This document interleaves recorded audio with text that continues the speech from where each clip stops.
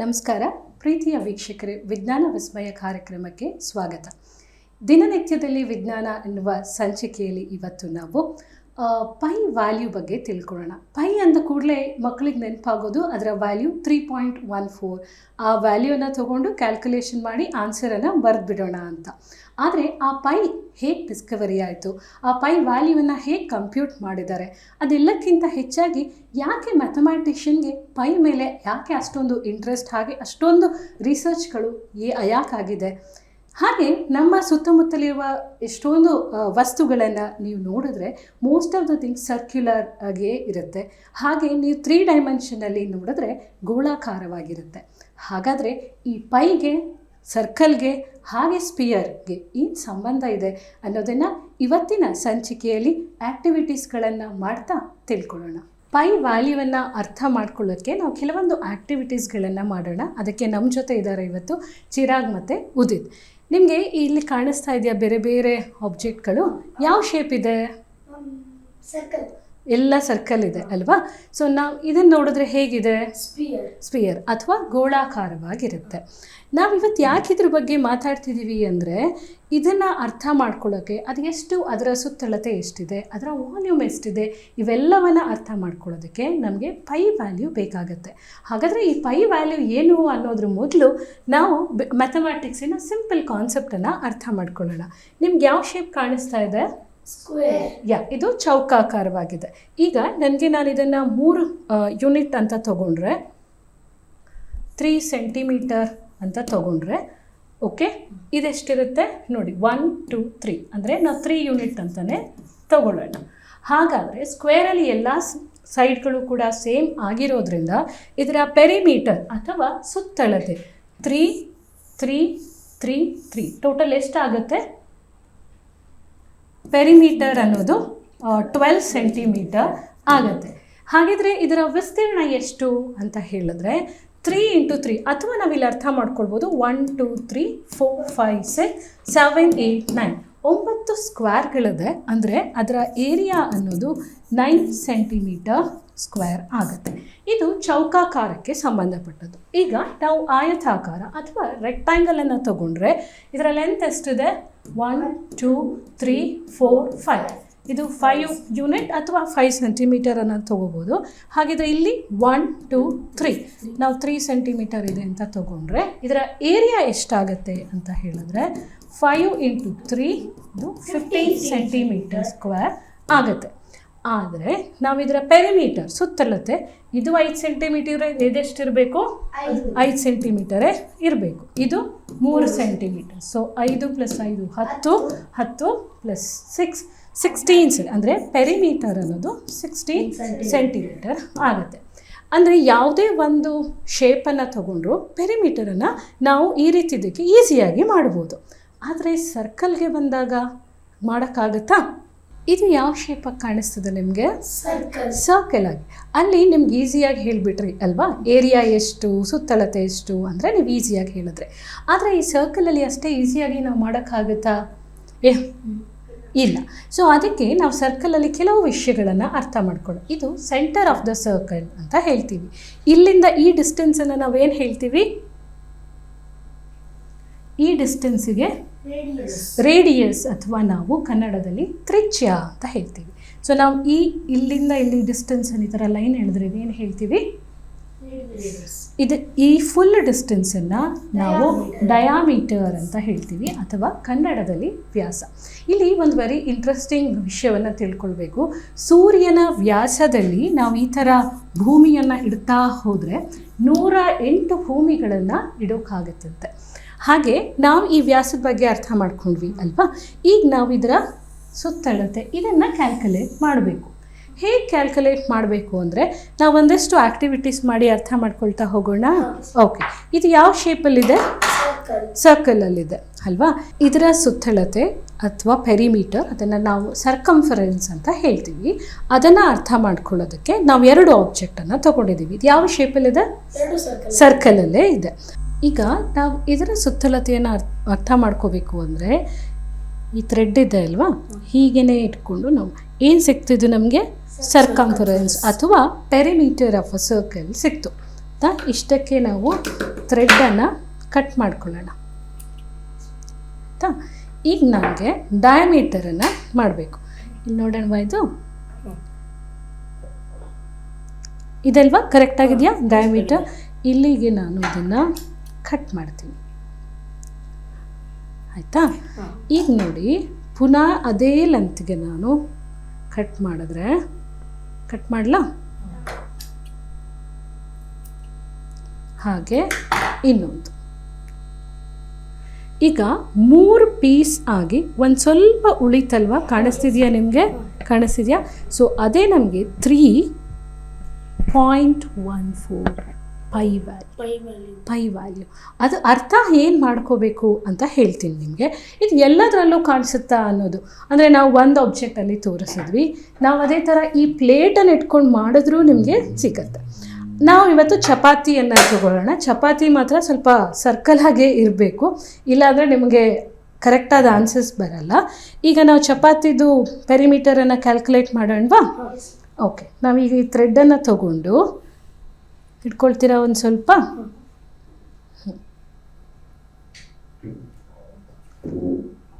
ನಿಮಗೆ ಚಪಾತಿ ಮಾಡೋಕ್ಕೆ ಬರುತ್ತಾ? ಯಾವ ಶೇಪಲ್ಲಿ ಮಾಡ್ತೀರಾ? ಇನ್ನೂ ಸರ್ಕಲ್ ಪೂರ್ತಿ ಬರಲ್ಲ. ಅನಿಸಿದೆ ಯಾಕೆ ಚಪಾತಿ ಸರ್ಕಲಲ್ಲೇ ಮಾಡಬೇಕು ಅಂತ? Yes ma'am.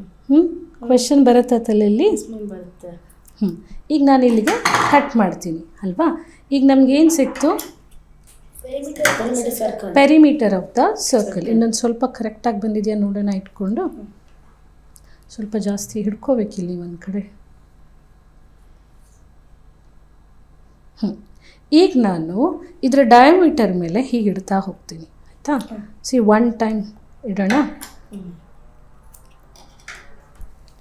1. ಇವಾಗ ನಾನು ಮತ್ತೆ ಕಟ್ ಮಾಡಿದ್ರೆ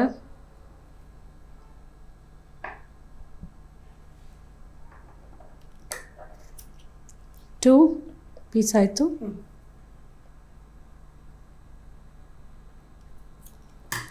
3 ಪೀಸ್. ಇದು ಆ್ಯಕ್ಚುಲಿ ಒಂಚೂರು ಶಾರ್ಟ್ ಆಗಿದೆ ಅಲ್ವಾ, ನಾವು ಒಂದು ಕಟ್ ಮಾಡಿದ್ದು ಒಂಚೂರು ಶಾರ್ಟ್ ಆಗಿ ಬಂದಿತ್ತು. ಸೊ ಹಾಗಾಗಿ ನಾನು ಆ ಪೀಸನ್ನು ಇಲ್ಲೇ ಇಟ್ಬಿಡೋಣ ಫಿಲ್ ಮಾಡೋದಕ್ಕೆ. ಸೊ ಅಷ್ಟು ಮಾಡಿದ್ರೂ ನನಗೆ ಉಳೀತು. ಅಂದರೆ ಇದು 3, ದಿಸ್ ಇಸ್ 0.14. ಇವಾಗ ನೀವು ನೋಡಿದ್ರಲ್ವಾ, ನಾವಿಲ್ಲಿ ಏನು ಅರ್ಥ ಮಾಡ್ಕೊಳ್ಬಹುದು ಅಂತ ಹೇಳಿದ್ರೆ, ಇಲ್ಲಿ ನಿಮ್ಮ ಸರ್ಕಂಫರೆನ್ಸ್ ಅಥವಾ ಪೆರಿಮೀಟರ್ ಏನಿದೆ ಅದು ಡಯಾಮೀಟರಿನ ಎಷ್ಟು ಟೈಮ್ಸ್ ಇದೆ? 3.14 ಟೈಮ್ಸ್ ಇದೆ. ಅಂದರೆ ನಾವು ಇದನ್ನು ಸರ್ಕಂಫರೆನ್ಸ್ ಅಥವಾ ಪೆರಿಮೀಟರನ್ನು ಸಿ ಅಂತ ಹೇಳಿದ್ರೆ, ಡಯಾಮೀಟರನ್ನು ಡಿ ಅಂತ ಹೇಳಿದ್ರೆ, ಅದರ ರೇಷಿಯೋ ಎಷ್ಟು ಬರುತ್ತೆ? 3.14. ಆದರೆ ನಾವಿವಾಗ ತೊಗೊಂಡು ಸ್ಕೇಲಲ್ಲಿ ಏನಾದರೂ ಮೆಷರ್ ಮಾಡಿದ್ರೆ ಎಕ್ಸಾಕ್ಟ್ 3.14 ಬರಲ್ಲ. 3.2, 3.15 ಈ ಥರ ನಮಗೆ ಬರುತ್ತೆ. ವೀಕ್ಷಕರೇ, ನೀವು ಯಾರು ನೋಡ್ತಿದ್ದೀರಾ, ನಿಮ್ಮ ಮನೇಲಿರೋ ತಟ್ಟೆ ಆಗಿರ್ಬೋದು, ಬಳೆ ಆಗಿರ್ಬೋದು, ಯಾವುದೇ ಒಂದು ವೃತ್ತಾಕಾರದ ಆಬ್ಜೆಕ್ಟನ್ನು ನೀವು ತೊಗೊಂಡು ಅದರ ಸುತ್ತಳತೆಯನ್ನು ಕಂಡುಹಿಡಿದು ಅದಕ್ಕೆ ನೀವು ವ್ಯಾಸ ಏನು ಇದಿರ್ತಲ್ವ ಡಯಾಮೀಟರಿಂದ ಡಿವೈಡ್ ಮಾಡಿದ್ರೆ ನಿಮಗೆ ಬರುವ ಆನ್ಸರ್ 3.14, ಹೀಗೆ ಬರುತ್ತೆ. ಕರೆಕ್ಟಾಗಿ 3.14 ಬಂದಿದ್ದರೆ ಅಷ್ಟೊಂದು ಮೆಥಮ್ಯಾಟಿಷಿಯನ್ಸ್ ಅದ್ರ ಬಗ್ಗೆ ರಿಸರ್ಚ್ ಮಾಡಬೇಕಾಗಿರಲಿಲ್ಲ. ಯಾಕೆ ಇದು ಕಷ್ಟ ಆಗ್ತಿದೆ ಅಂತ ನಾವು ಅರ್ಥ ಮಾಡ್ಕೊಳ್ತಾ ಹೋಗೋಣ ಬೇರೆ ಆ್ಯಕ್ಟಿವಿಟಿ ಮಾಡ್ತಾ. ಈಗ ನಾವು ಈ ಸರ್ಕಲನ್ನು ತಗೊಂಡಾಗ ಇದು ನಿಮಗೆ ರೇಡಿಯಸ್ ಅಲ್ವಾ. ಇದನ್ನು ಪೆರಿಮೀಟರನ್ನು ನಾವೇನು ಹೇಳಿದ್ವಿ? ಸರ್ಕಂಫರೆನ್ಸ್. ಅದನ್ನು ನೀವು ಸಿ ಅಂತ ತಗೊಳ್ಳೋಣ.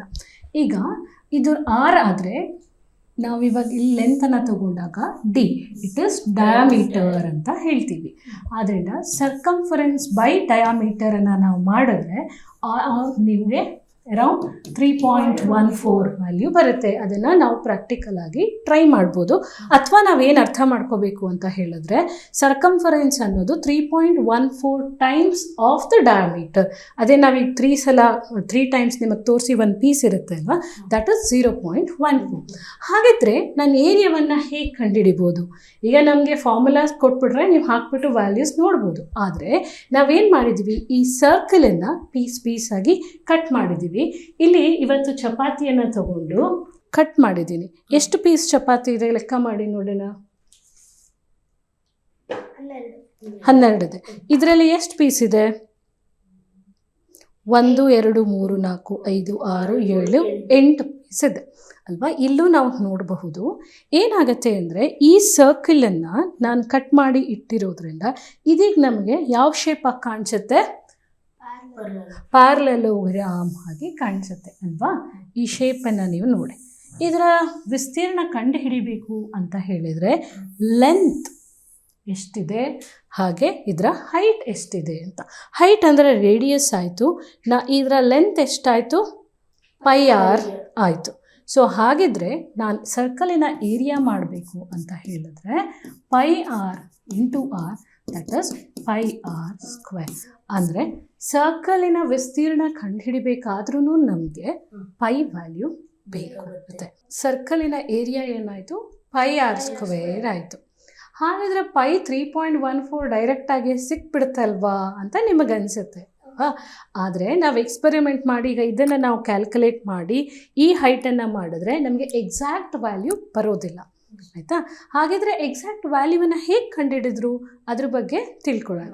ಈಗ ನೋಡಿ, ಈ ಚಪಾತಿನ ನಾವೆಷ್ಟು ಪೀಸ್ ಮಾಡಿದ್ದೀವಿ, 8 ಪೀಸ್ ಮಾಡಿದ್ದೀವಿ ಅಲ್ವಾ. ಇವಾಗ ನಾವು ಇದನ್ನು ಮತ್ತೆ ಹೀಗೆ ಜೋಡಿಸೋಣ.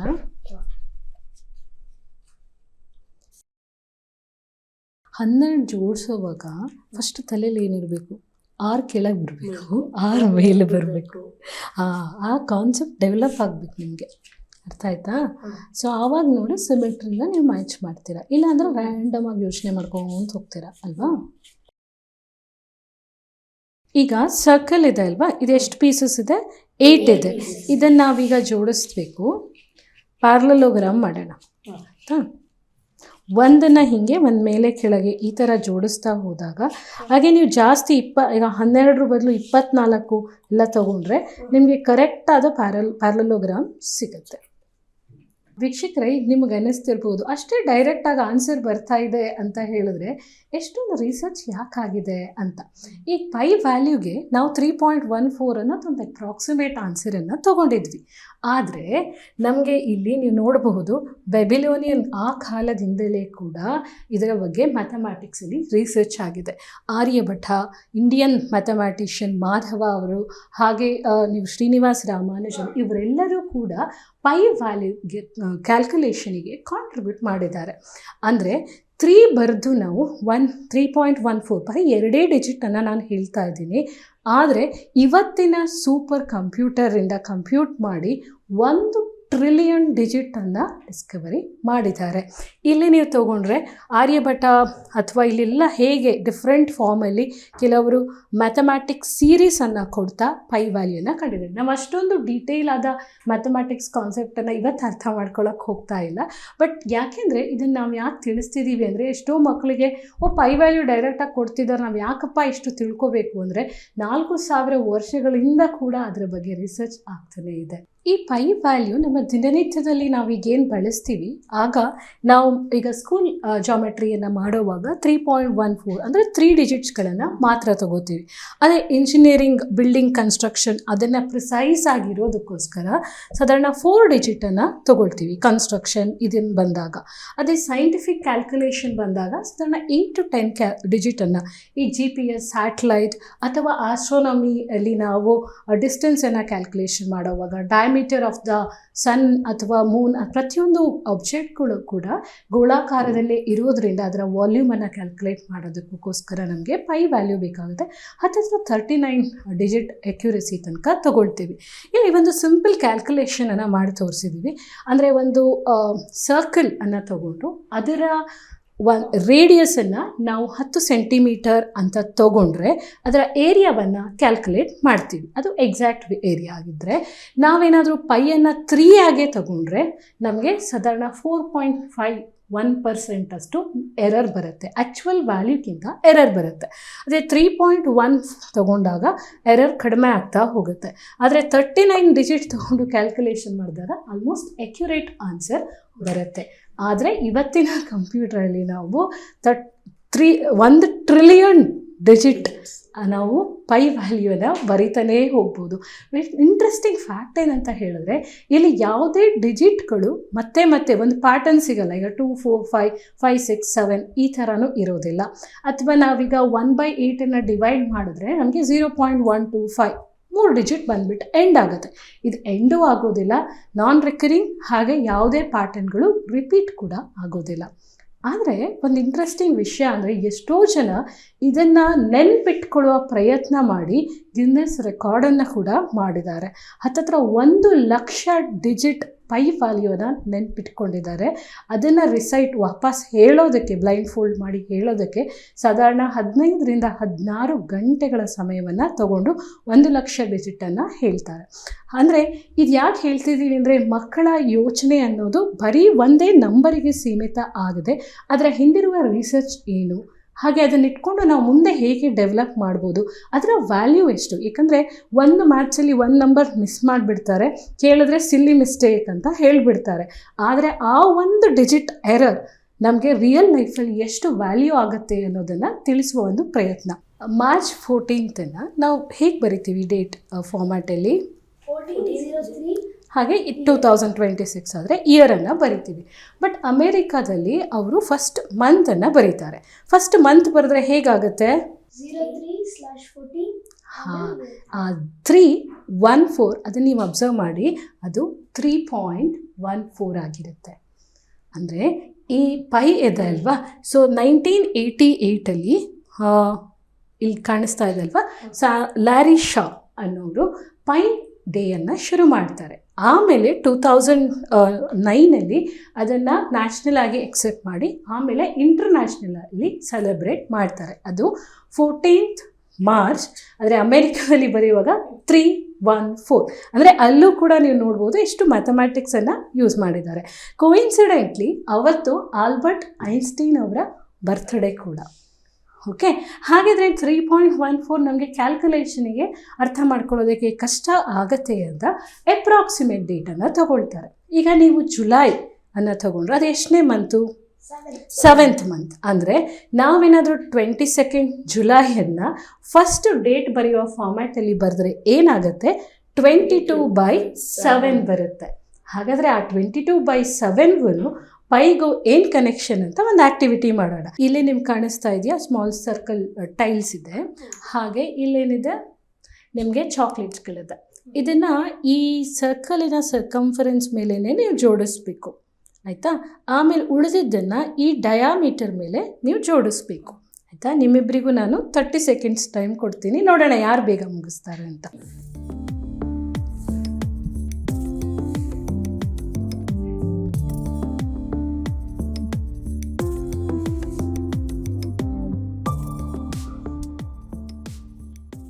ಅಲ್ಲಿ ಕರೆಕ್ಟಾಗಿ ಸರ್ಕಂಫರೆನ್ಸ್ ಮೇಲೇ ಬರಬೇಕು. ಹಾಗೆ ನೀವು ಮಾಡ್ತಾ ಅದನ್ನು ಅಬ್ಸರ್ವ್ ಮಾಡಬೇಕು. ಎಷ್ಟು ಟೈಲ್ಸ್ಗಳನ್ನು ಯೂಸ್ ಮಾಡಿದ್ದೀವಿ, ಎಷ್ಟನ್ನು ಮೇಲ್ಗಡೆ ಯೂಸ್ ಮಾಡಿದ್ದೀವಿ, ಕೆಳಗಡೆ ಯೂಸ್ ಮಾಡಿದ್ದೀವಿ. ಇಲ್ಲಿ ನೋಡು, 3 6 9 10 ಅಲ್ವಾ? ವೆರಿ ಗುಡ್, ಮುಗಿಸಿದ್ರೆ ಅಲ್ವಾ? ಹಾಗಿದ್ರೆ ಎಷ್ಟು ಟೈಲ್ಸ್ ಇದೆ, ಅಥವಾ ನಿನ್ನಲ್ಲಿ ಎಷ್ಟು ಚಾಕ್ಲೇಟ್ ಇದೆ?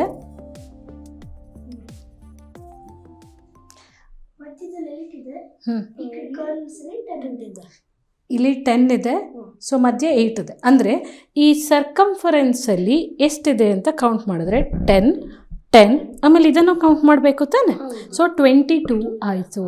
ನಾನು ನಿಮ್ಗೆ ಹೇಳೋದೇ ಅಲ್ಲ, 5 ಅಪ್ರಾಕ್ಸಿಮೇಷನ್ ಡೇನ 22 ಜುಲೈ ಮಾಡ್ತಾರೆ.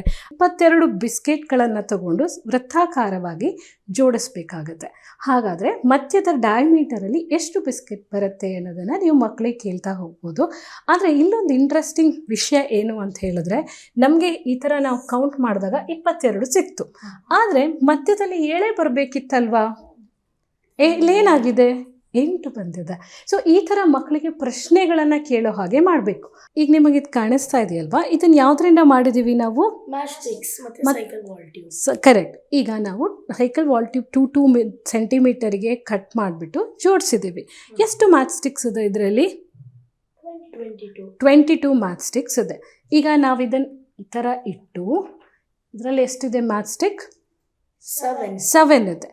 ಈಗ ನೋಡಿ, ಕರೆಕ್ಟಾಗಾಯ್ತಾ? ಅಂದರೆ ಇಲ್ಲಿ 22 ಮ್ಯಾಚ್ ಸ್ಟಿಕ್ಸನ್ನು ಇಟ್ಟಾಗ ಮಧ್ಯದಲ್ಲಿ ಎಷ್ಟು ಮ್ಯಾಚ್ ಸ್ಟಿಕ್ಸ್ ಇರ್ಬೋದು ನಾವು 7 ಇರ್ಬೋದು. ನಿಮ್ಮ ಪ್ರಶ್ನೆ ಬರ್ಬೋದು, ಇದು ಎಲ್ಲದಕ್ಕೂ ಅಪ್ಲೈ ಆಗುತ್ತಾ, ಚಿಕ್ಕ ಆಬ್ಜೆಕ್ಟ್ ಇಟ್ಕೊಂಡ್ರೂ ಆಗುತ್ತಾ ಅನ್ನೋದ್ರೆ, ಏನಾದ್ರು ಶಾಲೆಯಲ್ಲಿ ಇದನ್ನು ಮಕ್ಕಳಿಗೆ ಮಾಡಿಸೋದಾದರೆ ನೀವು ಒಂದೇ ಹೈಟ್ ಇರುವಂತಹ ಮಕ್ಕಳನ್ನು ತಗೊಂಡು 22 ಜನನ ಈ ಥರ ಕೈ ಹಿಡಿದು ನಿಲ್ಲೋ ಹಾಗೆ ಮಾಡಬೇಕು. ಆಗ ಮಧ್ಯದಲ್ಲಿ ಅಂದರೆ ಅದರ ಡಯಾಮೀಟರಲ್ಲಿ ಎಷ್ಟು ಜನ ನಿಲ್ಲೋಕ್ಕಾಗತ್ತೆ ಅಂದರೆ 7. ಅಥವಾ ಅದರ ಮಲ್ಟಿಪಲ್ ಅಂದರೆ 44 ಮಕ್ಕಳನ್ನೇನಾದರೂ ತೊಗೊಂಡ್ರೆ ಮಧ್ಯದಲ್ಲಿ ನಾವು ಎಷ್ಟು ಇಡೋದಕ್ಕಾಗತ್ತೆ, 14 ಪೀಪಲನ್ನು ಇಡೋದು, 14 ಮಕ್ಕಳನ್ನು ನಿಲ್ಲಿಸ್ಬೋದು. ಇದನ್ನು ನಾವು ಇಕ್ವಿವೆಲೆಂಟ್ ಫ್ರ್ಯಾಕ್ಷನ್ ಹೇಳೋವಾಗ್ಲೂ ಹೇಳ್ಕೊಡ್ಬೋದು. ಈಗ ನಾವು ಪೇಪರ್ ಸ್ಟ್ರಾಸ್ಗಳನ್ನು ತೊಗೊಂಡ್ರೂ ಕೂಡ ನಮಗೆ ಇಲ್ಲಿ 22 ಬರುತ್ತೆ, ಇದು 7 ಬರುತ್ತೆ. ಆದರೆ ಇಲ್ಲಿ ಯಾಕೆ ಹೀಗಾಯಿತು ಅಂತ ಹೇಳಿದ್ರೆ, ಇಲ್ಲಿ ತೊಗೊಂಡಿರೋದು ನಾವು ಸರ್ಕ್ಯುಲರ್ ಆಬ್ಜೆಕ್ಟ್, ಅಂದರೆ ನಾವು ಲೈನ್ ಸೆಗ್ಮೆಂಟನ್ನು ಕ್ಯಾಲ್ಕುಲೇಟ್ ಮಾಡಬೇಕು. ಇಲ್ಲಿ ಸೆಂಟ್ರಲ್ಲಿ 8 ಕಾಣಿಸುತ್ತೆ ಅಲ್ವಾ, ಆದರೆ ನಾನು ಲೈನ್ ಹೇಳಿದ್ದೀನಿ 1 2 3 4 5 6 7. ಅರ್ಥ ಆಯ್ತಾ?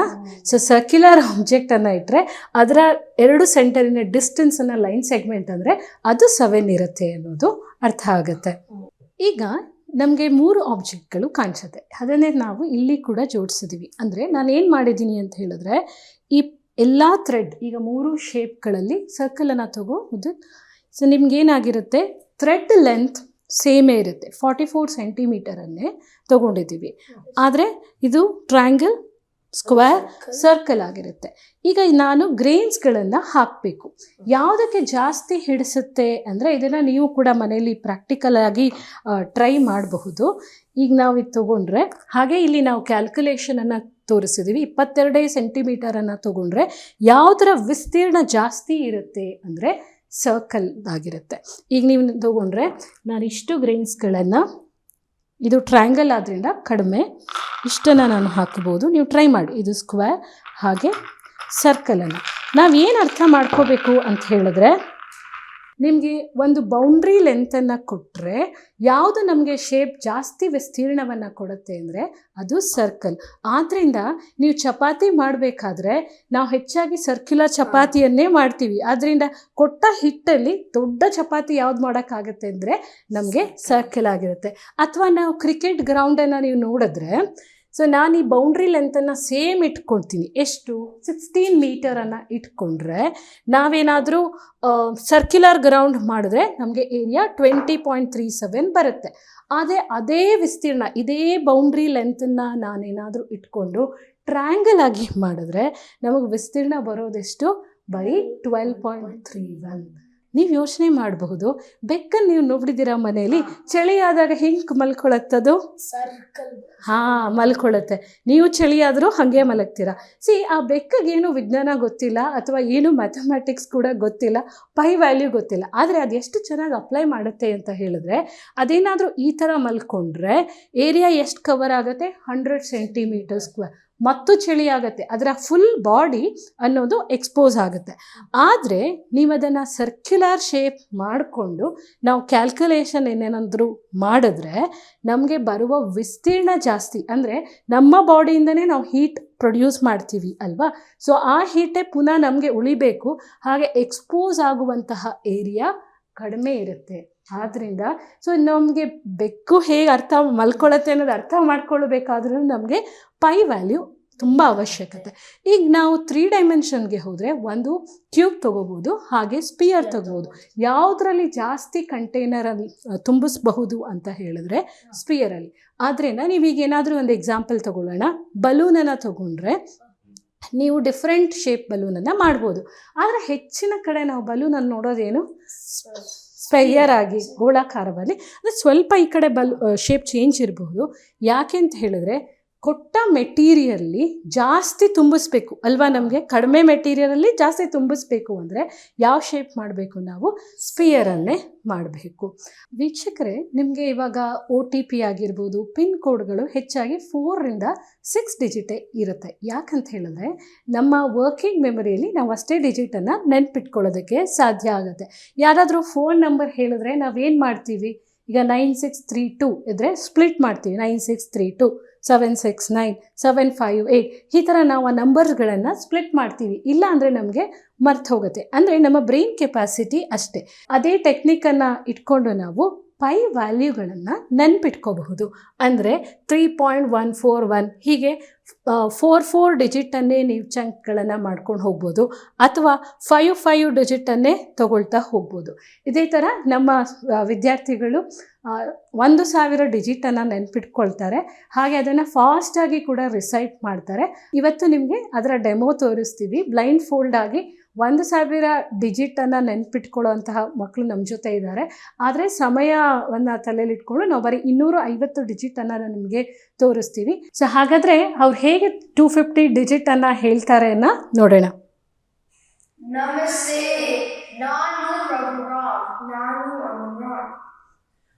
3.14159265 58979 32384 62643 38327 95028 84197 16939 93751 05820 97494 45923 07816 40628 62089 98628 03482 53421 17069 82148 08651 32823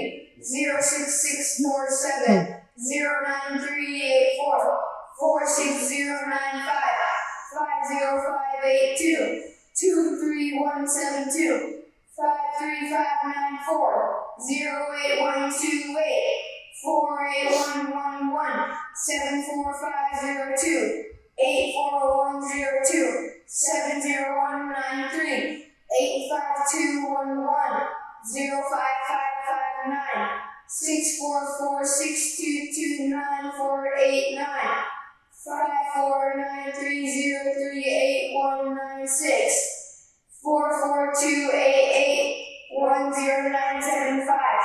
ನೋಡಿದ್ರಲ್ವಾ ವೀಕ್ಷಕರೇ, ಪೈ ವ್ಯಾಲ್ಯೂ ಅನ್ನೋದು 3.14 ಇಂದ ಹಿಡಿದು ಟ್ರಿಲಿಯನ್ ವ್ಯಾಲ್ಯೂಸ್ ತನಕನಿದೆ. ಹಾಗೆ ಅಪ್ರಾಕ್ಸಿಮೇಷನ್ ವ್ಯಾಲ್ಯೂ 22/7 ಇದೆ. ಇದು ಯಾಕೆ ಇಂಪಾರ್ಟೆಂಟು ಅಂದರೆ ನಾವು ಈ ಎಲ್ಲ ಫೀಲ್ಡ್ಗಳಲ್ಲೂ ಕೂಡ ಪೈ ವ್ಯಾಲ್ಯೂನ ಬಳಸ್ತೀವಿ. ನೀವು ಅನ್ಕೋಬೋದು ಪೈ ವ್ಯಾಲ್ಯೂನ ಡೈರೆಕ್ಟಾಗಿ ಬಳಸ್ತೀವ ಅಂದರೆ ಹಾಗಲ್ಲ.